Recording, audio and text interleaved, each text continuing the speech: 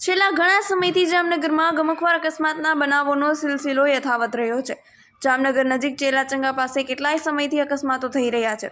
જામનગર નજીક ચેલાચંગા પાસે વધુ એક ખાનગી બસે પલટી ખાધી હતી।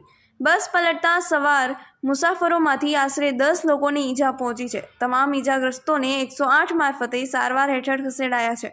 મુસાફરોને તાત્કાલિક જીજી હોસ્પિટલમાં સારવારમાં ખસેડવામાં આવ્યા છે।